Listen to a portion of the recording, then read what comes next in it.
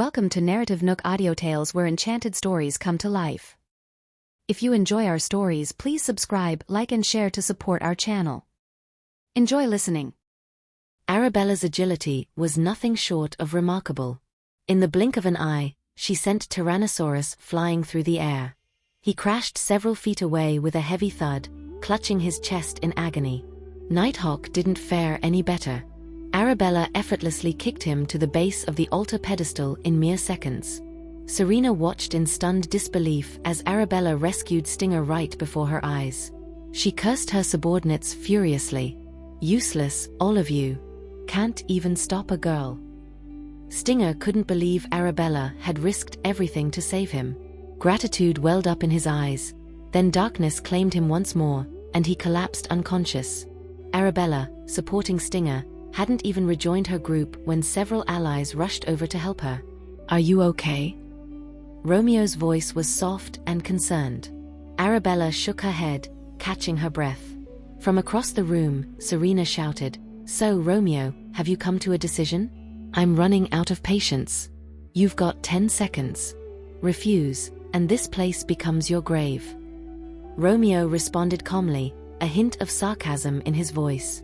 "Didn't Bella already give you your answer?"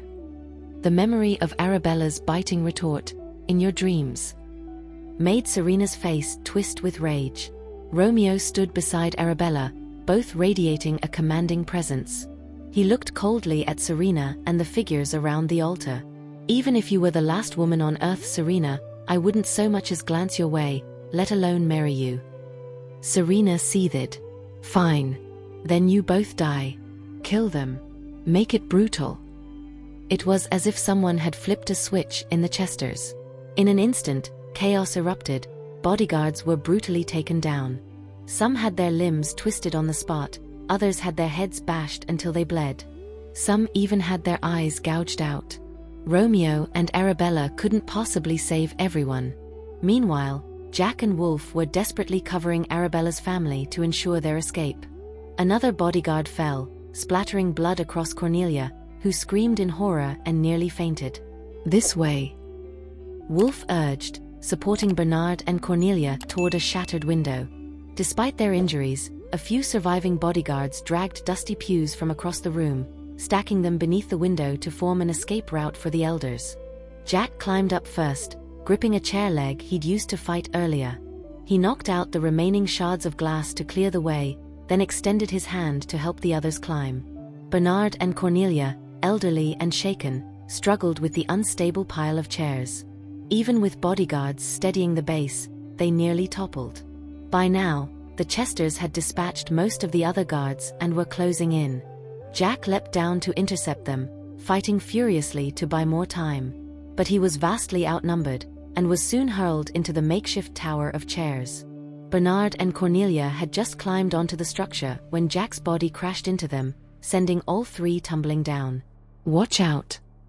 Romeo shouted, shielding Arabella with one arm.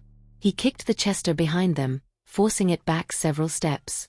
Then, stabbing another in the eye with his knife, only for the blade to prove useless once more. He resorted to kicking it away as well, retreating with Arabella a few meters. Suddenly, Arabella spotted a Chester about to strike Romeo from behind. Without hesitation, she stepped out of his embrace and delivered a powerful kick, sending two of them flying across the room. "Stop struggling. It's no use," Serena said coldly, her voice slicing through the chaos as she surveyed the injured and fallen. "You're all going to die anyway, so why waste your energy?" Jack crashed into a heap of chairs, nearly as shattered as the splintered wood around him.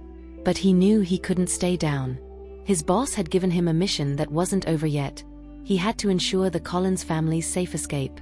Wolf lunged forward, grabbing him with one hand and yanking him to his feet. The bodyguards who had been helping pile the chairs had already been hurled out the window by the Chesters. It was unknown whether they were dead or alive. Jack and Wolf quickly helped Bernard and Cornelia up from the wreckage, shielding them with their bodies. Shoulder to shoulder, they faced off against the 7 or 8 menacing Chesters closing in. Behind Romeo and Arabella, Kenneth and Louisa stood guard, along with the unconscious Stinger. Romeo and Arabella stood side by side, whispering a plan as they prepared to confront the dozen Chesters before them. "Bella, forget about us. Just go," Louisa cried, on the verge of tears. She knew her daughter and future son-in-law could escape through the window using the stacked chairs. But the problem was, they were too filial and responsible. They would never abandon their family. Kenneth understood this, so he turned to Romeo, placing his last hope in him. "Romeo, I've never asked you for anything before. But today I beg you, take Bella and get out. If something happens to her, we wouldn't be able to live with it." "Don't worry, sir. I'll keep Bella safe, and I'll get us all out."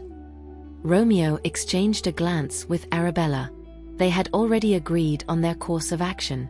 Both armed with knives, they lunged toward the approaching Chesters. They struck with precision, aiming for joints, shoulders, arms, stomachs, but each time, they quickly shifted to another target when their blades had no effect. Jack, meanwhile, was growing desperate. These Chesters were like indestructible machines, draining his energy with each clash. He finally admitted to himself that he had underestimated the situation. When he first heard Serena had taken the Collins family, he'd brushed it off, thinking she couldn't possibly pose much of a threat. He'd brought only a handful of men to join Romeo's team. But even with a combined force of 100 men, they couldn't keep these Chesters at bay. Then, suddenly, a voice rang out from outside. "Boss, catch the bottles."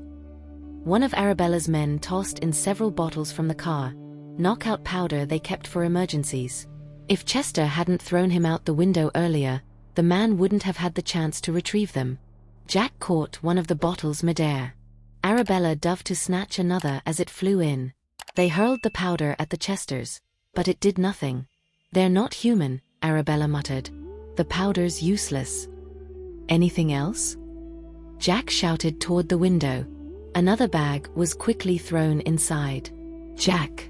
Boss! Catch this!" Inside were small bombs, no bigger than ping-pong balls, homemade by Arabella for emergency combat. Thanks to his position near the altar, Jack was able to leap onto a chair and catch the bag. He handed 2 to Wolf, kept 2 for himself, and tossed the rest of the bag to Arabella with precision. "Take them down," Serena barked. She had no idea what was in the bag, but something deep in her gut told her those things were dangerous to her people. As expected, Jack summoned all his strength and managed to knock a thug back a few steps. In that split second, while Chester gritted his teeth in fury, Jack shoved a ping-pong ball bomb into his mouth and shouted, "Fall back." Wolf quickly pulled Bernard and Cornelia away as they retreated. Jack also dashed to safety at full speed. 2 seconds later, boom, the bomb detonated. Chester's head exploded into bits, and his body collapsed to the ground with a heavy thud. The bomb worked on Chester. It was like striking gold. Romeo tied 2 Chesters together, stuffed a bomb into one of their mouths, and boom. The one with the bomb was blown to bits, but the other remained completely unharmed. The surviving Chester ripped off the ropes binding him, fury in his eyes, and began marching toward Romeo. Arabella kicked him back several steps and stuffed another bomb into his mouth. With a thunderous blast, the Chester exploded, his remains crashing lifelessly to the floor. Serena stood in stunned silence as she watched 8 or 9 of her father's Chesters fall one after another. Her fury boiled over. But to her luck, Arabella and the others had run out of bombs. They had no other weapons left. A gleam of wicked satisfaction sparkled in Serena's eyes as she ordered, "Tear them to pieces." The remaining Chesters surged forward once again. Just then, Arabella's smartwatch buzzed. It was a call from Jones. Earlier, she had sent him to the hospital to capture the mysterious man who had warned that if Martin didn't kill her by midnight, he would personally destroy the entire Cooper family. Arabella's heart pounded. She needed to know, who was this man? As she swiped her watch to answer, she simultaneously shoved back a Chester several steps. Jones' voice came through, "Boss, we caught the mystery guy. You won't believe who it is." Arabella had no patience for games. "Bring more bomb balls and get to the church. Now." "Huh? Boss, what's going on over there?" Jones immediately barked orders to his men. They abandoned the hospital and rushed out. "All right. Also, Martin gave me something for you, a cell phone." Suddenly, Arabella saw 3 Chesters targeting her mother. She dashed forward to protect her but was kicked several meters through the air. She slammed into a pillar and crashed to the ground. "Boss, are you okay?" Jones shouted in panic. He had heard the impact. Arabella could hear the distant rumble of car doors slamming shut and the engine roaring to life. More Chesters were closing in. Kent and Louisa were pinned down, unable to come to her aid. "Turn on that phone. Look for Chester's weakness." Arabella gasped into her smartwatch. "Chester's weakness? What are you talking about? Didn't you already find out it was the head? Or has it changed?" "Just do it," she growled through the pain. One Chester lunged at her. Arabella, clutching her last knife, drove it into his thigh with a desperate thrust. But the thigh wasn't the weak spot either. To her horror, the blade snapped in two. Arabella was now weaponless. Jones, flustered, had just powered on the phone, only to exclaim, "Boss, the phone is locked." "What should we do? I don't have the password. How can we crack it?" Arabella, still fending off one of the Chesters, instructed calmly, "Try my birthday." Her birthday was the same as Serena and Yolanda's. Since the phone had been a legacy from Eric to Serena, the startup password was likely Serena's birth date. Jones typed it in, and to his surprise, the phone unlocked. "Boss, it's open." His triumph was short-lived. Arabella let out a pained grunt, causing Jones to panic. "Boss, what's wrong?" 6 Chesters were now ganging up on Romeo. Meanwhile, Arabella had spotted her parents isolated and vulnerable. She rushed to protect them, sustaining deep gashes on her arm and back from one of the Chester's blades. "Forget about me," she said with the same stoic calm as always. But Jones could hear the pain beneath her composed voice. She was injured, and it shook him. His heart sank. Damn it. Whoever dared to hurt his boss. He'd make them pay. He'd rip their heads off if he had to. He scrolled through the phone furiously, eventually spotting a strange app he'd never seen before, but it required login credentials. Suddenly, a thought struck him. "Hold on, boss. I'll call you right back." There was no way Arabella could crack the password herself now, but her mentor could. Thomas. The man who taught her everything about hacking. It was late, and Thomas was likely getting ready for bed, but Jones didn't hesitate. He called immediately. "Thomas, save us." Arabella had no idea what Jones was doing, but when she saw 6 Chesters rushing Romeo with knives, she cried out, "Watch out." Romeo dodged expertly, then rushed to Arabella. Seeing her bloodied and bruised, he didn't waste a second. He tore off his shirt and began bandaging her wounds. "I'm fine," she said, spotting another Chester approaching. She shoved Romeo aside and delivered a swift kick to the attacker. When he finished tying the makeshift bandage, Romeo said, "We can't keep this up. We need to capture their chief, Serena. That's the only way to make them stop." But Serena was perched high atop the altar, far from reach, and there were still family members to protect. Just then, Arabella's watch buzzed. It was a call from Jones. His voice was brimming with excitement. "Boss. Their Achilles heel is at the back of their heads, coin-sized chips implanted there. Thomas says as long as Serena commands, the Chesters obey.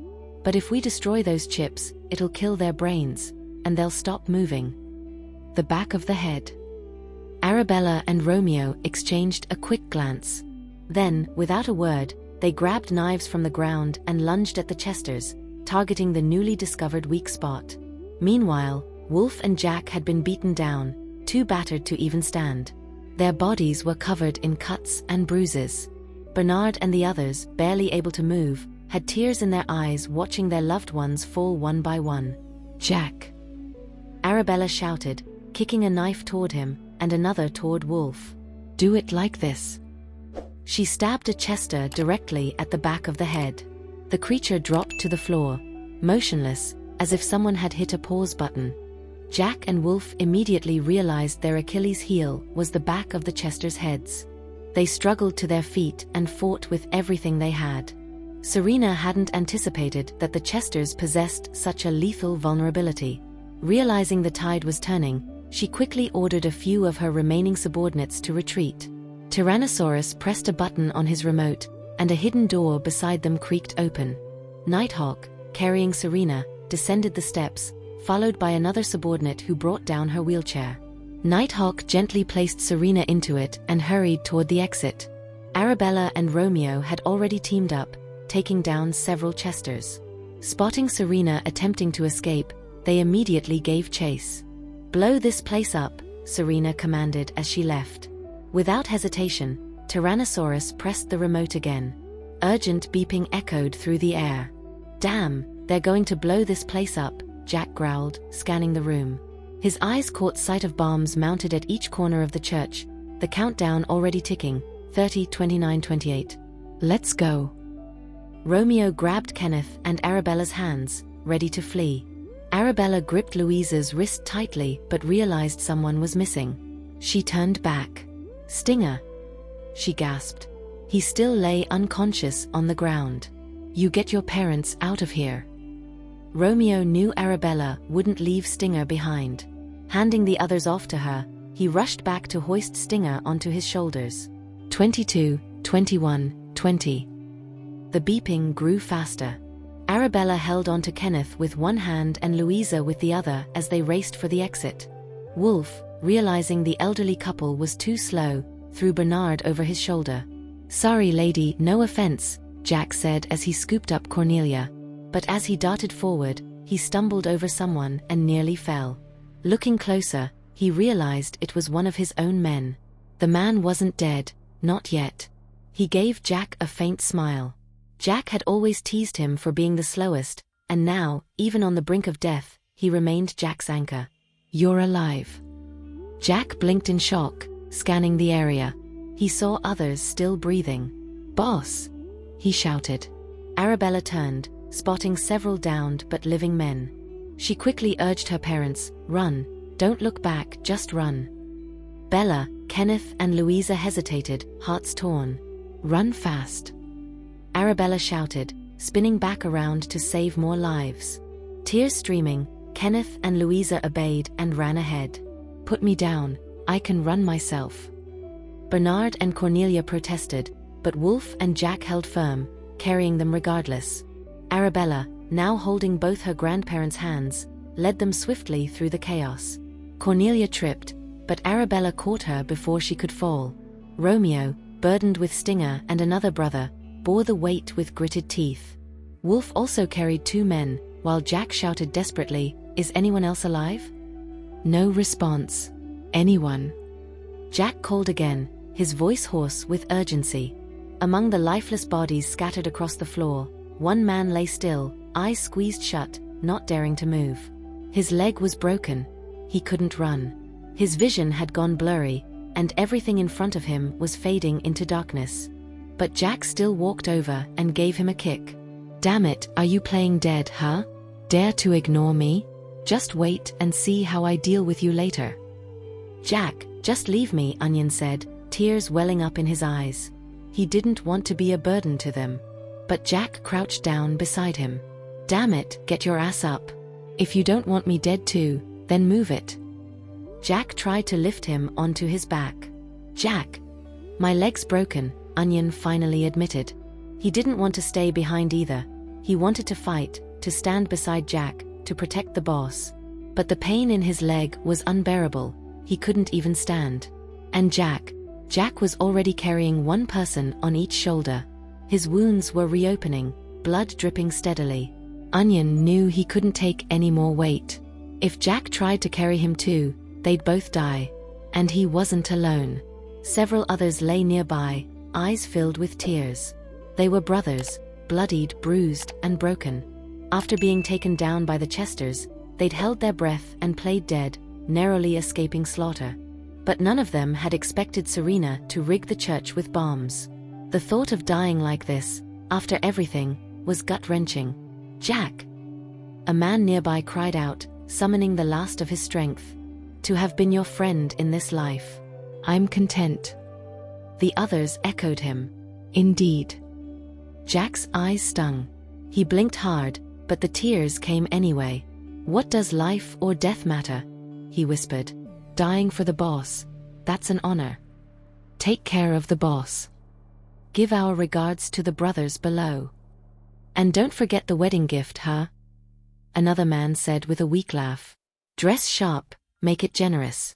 No cheap crap. There's no time left. Why the hell aren't you running? The bombs Serena planted in the four corners of the church began their countdown. 15, 14, 13. Jack couldn't move. Too many brothers were still lying there, companions from countless battles, men who bled beside him. He couldn't leave them to be blown to pieces. Just then, Jones burst in with his crew. Hey, I'm here. Jack finally let go. Tears streamed freely down his face. Jones and his strong men moved quickly, lifting each brother, dead or alive, determined to get them all out. 10, 9, 8.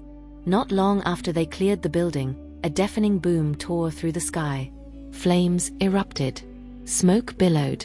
The ground quaked violently. The blast hurled everyone several meters forward. Romeo hit the ground hard, then scrambled to his feet, eyes darting wildly, searching. And then he saw her. Arabella. Despite the ringing in his ears and the haze in his vision, he ran to her, pulled her into his arms, and held her close. His hands covered her ears. The sound of the explosion thundered in waves, over and over again, deafening and endless. Arabella felt extraordinarily safe in Romeo's arms, as if his warm and strong embrace could shield her from all the dangers in the world. Shrapnel from the explosion tore into Romeo's back, but he seemed impervious to the pain as he continued shielding the girl in his arms. Debris flew through the air, striking some in the head, splattering painfully against others' bodies. It wasn't until the fury of the explosion had subsided and the thick smoke cleared enough to reveal the path ahead that Jones and the others began helping the injured to their feet. Kenneth cradled Louisa in his arms, overwhelmed with joy at having survived the ordeal. As he looked at his wife, her hair and face covered in dust, his eyes welled up with tears. Finally feeling safe, Louisa let go of her fear and burst into tears. Bernard and Cornelia, being elderly, had been thrown several feet by the blast. They hit the ground hard and lost consciousness. "Boss," Jones called out, pointing to the two motionless elders. Arabella stepped out of Romeo's embrace to check her grandparents' pulses. They were alive. Her heart finally settled. "I'll carry them to the car first," Romeo said, lifting Bernard. Only then did Arabella notice the injury on his back, his clothes torn and blood seeping through. Her eyes filled with a mixture of gratitude and pain. After placing Bernard down, Romeo went back to lift Cornelia. Just then, Jones came running over to report. "Boss, when we caught up to them, they were trying to flee, but we got them." Arabella's eyes turned cold as she looked at Serena, Nighthawk, Tyrannosaurus, and the others, now tied up not far away. "Take them back," she ordered. Serena, realizing nothing good awaited her, began sobbing in protest, only to be met with a fierce slap from Jack. "Cry me a river. You'll get what's coming to you." The slap was hard. Serena's cheek, already cut by shrapnel, split further. She grimaced in pain. Arabella's subordinates clearly held no chivalry for women, especially not for one like her. "Oh yeah, boss," Jones added, leaning in, "I haven't told you who the mastermind behind all this is." He whispered the name into her ear, and her expression turned colder than ever. "We've got them too," another subordinate reported. "Let's go." At Arabella's command, everyone loaded into their vehicles, preparing to leave. To their surprise, her 5 brothers arrived just then, one after another. Serena had sent them photos, claiming Bernard, Cornelia, Kenneth, Louisa, and even Arabella were in her custody. When Hans received the photos, he was in a neighboring city. Chaucel was on a mission in another town, handling a major contract and busy building a firewall. Sean and Ophelia were out on their first date, and David was at a rehearsal. Yet, once the messages reached them, all 5 dropped what they were doing and rushed over. "It's all right now," Arabella said, briefly updating her brothers. They hadn't expected Serena to be so heartless. You could say, she was completely insane. Seeing the wounds on their sister only fueled their anger. "Get in the car, we need to get you treated," they urged her. On the way back, Arabella turned to Jack in the car. "Amos and Cookie?" "Don't worry, boss. They're already at our headquarters. When you're ready, we'll give all of them, the traitors, a grand farewell. We'll send them off in style," Jack assured her. "Good," Arabella nodded. "Well done." "Take a break, boss. You're injured," Jack added gently. He knew the force of a Chester's blows was several times stronger than normal. Even a knife wound from one of them cut much deeper than usual. Arabella nodded. She couldn't lean back in her chair because of the wound on her back. Instead, she tilted slightly to one side, finally able to breathe a sigh of relief. Just then, thick black smoke began billowing from Reflection's villa. Dozens of servants and bodyguards were already battling the blaze. Thankfully, since Edith had taken over as housekeeper and convinced Louisa to invest in a batch of firefighting equipment, reasoning that a mansion of such scale required proper fire protection, they were well prepared. Little did they know their foresight would prove so timely. Someone tried calling Kenneth and Louisa, but couldn't reach them, so they dialed Arabella instead. "Miss Bella, the house is on fire. It's coming from the basement." Fortunately, the basement and the main building were separate. Thanks to the equipment on hand, the fire was quickly brought under control, leaving only a cloud of thick smoke behind. Upon returning home, Arabella discovered that the family doctor had already arrived, called in by Louisa. Worried her precious daughter might be seriously injured, Louisa believed it would be too taxing to tend to Arabella's wounds herself. She insisted on professional care. "My injuries are minor. Please check on the others first," Arabella told the doctor, urging her to examine her grandparents and parents instead. But the entire family unanimously insisted doctor and treat Arabella first. Unable to refuse, Arabella relented and allowed the doctor to tend to her injuries. Kenneth and Louisa had only minor scrapes, nothing serious. But Romeo's back was badly wounded. After finishing with Arabella, doctor and moved on to treat him. Then, she checked on Bernard and Cornelia. Just then, the deputy head of security approached with a grim report. "Tonight, a group of intruders broke into Reflection's villa. Our guards confronted them, and shortly after, a fire started in the basement. While we were fighting the flames, the intruders vanished. They may have escaped." His voice carried a note of guilt, ashamed that they hadn't captured even one of the attackers. If Miss Bella had been here, she surely wouldn't have let them get away. "It's okay," Arabella said calmly. "My men were lying in wait outside. They've likely caught them by now." Earlier, she had instructed Tom to position a team in secret around the villa, just in case. Tonight, with Bernard, Cornelia, Kenneth, and Louisa abducted, and her 5 brothers away from home, the villa had been left virtually unguarded, a perfect opportunity for the enemy to strike. She took out her phone and called Tom. As expected, he reported that the suspects had just been apprehended after a long pursuit. "Boss, I'll bring them to Reflection's villa right away," he said, a note of pride in his voice. "Good job," Arabella replied, ending the call. Then, she tapped her phone again. "I installed microcameras in the basement," she announced. She projected the footage onto the TV screen. The video showed a group of masked figures in casual clothing bursting into the basement. They were clearly searching for something, or someone. One man kicked open a door, only to find it empty. "We didn't find him," one of them said into the phone. "Every room's empty. Eric's not here." A distorted voice on the other end gave an order, and moments later, the intruders set the basement ablaze before fleeing the scene. They came for Eric, Louisa realized. They thought he was still alive. That means the person who forced Eric to take poison either wants him dead, or back in their control. Eric must have something on them. This also shows someone has been secretly spying on our lives. "It's terrifying," Kenneth remarked. "Oh boss, this is the phone Martin wanted me to give you," Jones said, suddenly remembering the task at hand. He handed the smartphone to Arabella. The phone had already been cracked by Thomas, and as Arabella scrolled through its contents, she found Eric's final messages to Serena, along with critical information about the mastermind behind everything. Without hesitation, she projected the contents onto the TV screen. Everyone in the room was stunned, their emotions twisted in a confusing blend of grief and disbelief. Meanwhile, on the other side of town, Alma was sleeping soundly when a frantic knock on her door jolted her awake. Rubbing her eyes in irritation, she opened the door and grumbled, "What's with the knocking? Why disturb people's sleep in the middle of the night?" "Miss, we have to go now." Her nanny Lena grabbed her arm urgently. Then, as if remembering something crucial, she pulled her back. "Get your passport, your jewelry, anything important. Hurry." "What for?" Alma asked, confused and annoyed. "It's late, what's gotten into you?" But Lena had no time to explain. She hurried Alma toward the safe and urged her, panic rising in her voice, "Punch in the code, quickly. We're in deep trouble. If we don't move now, it'll be too late." It was the first time Lena had ever spoken with such desperation.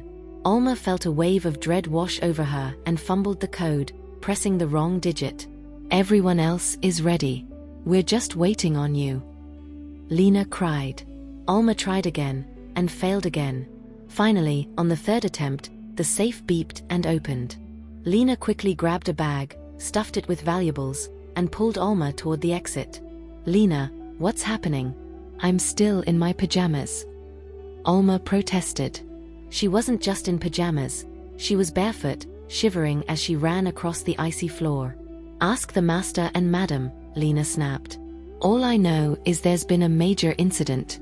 We're heading abroad to lay low, now move." As Lena dragged her toward the family's private helipad, Alma spotted her parents and sister racing toward the helicopters, clutching bags and belongings. It was the first time Alma had ever seen her family in such a state of panic.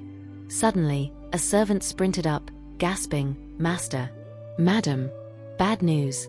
The 5 young masters have led a group of people and stormed the estate. Run." Beverly gripped Alma's hand tightly. Alma was overwhelmed. She still had no idea what was happening.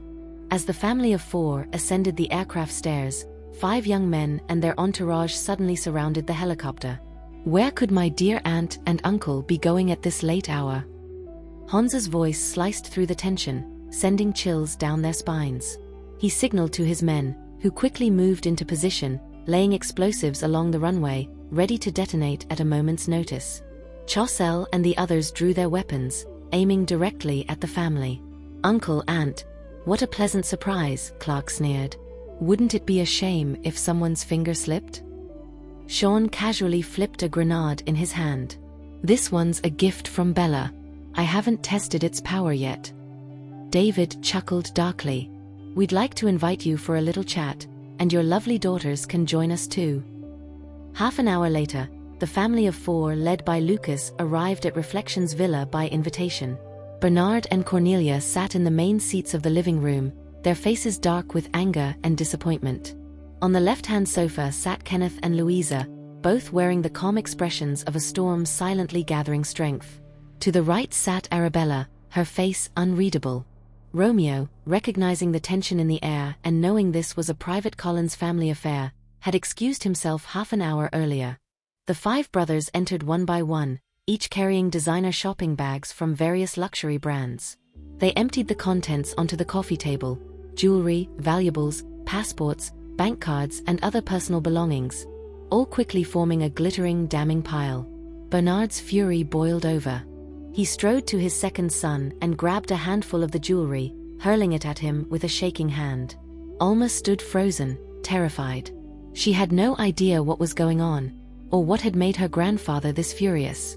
"You ungrateful wretch." Bernard's voice trembled with fury. "You think you can just run away after everything's come to light? And to think I, Bernard Collins, raised someone like you." But even that wasn't enough to vent his rage. He struck Lucas across the face several times. Lucas never once raised his head. Alma grew increasingly anxious. "Grandpa, shut up." Bernard's roar cut through the air like a whip. The chilling tone stunned the entire family, especially Alma. Never in her life had her grandfather shouted at her, let alone with such venom. He turned to Beverly next, his rage hardening into bitter disgust. "Well, aren't you two a perfect match?" he said with a hollow laugh. "All my life, I never imagined being made a fool of by my own son and daughter-in-law." "Murder," Arson. Hiring assassins. Money laundering. Is there anything the two of you haven't done? His voice thundered, shocking Frederica and Alma to the core. Their parents? With a loud crack, Cornelia stepped forward and slapped Beverly hard across the face. From the day you married into the Collins family until this very moment, we treated you with nothing but kindness and respect. And you? Cornelia's voice shook. Not only did you fail to stop him, you encouraged him. You abetted his crimes. You've shattered every bit of faith I had in you. Seeing her grandmother so furious, Alma rushed to speak. Grandma, there must be some kind of misunderstanding. Misunderstanding? Cornelia's eyes burned with disbelief. Bella, show them the evidence. Alma turned to Arabella in shock. Was she stirring up trouble again? Ever since Arabella had been officially recognized by the family, a series of events had plunged the household into unrest. Without a word, Arabella cast the damning evidence from Eric's phone onto the TV screen. If you have enjoyed this story, please like and share so others can see it too. Also hit the subscription button and notification bell so you can be notified on our next release. Thank you for your support. God bless you.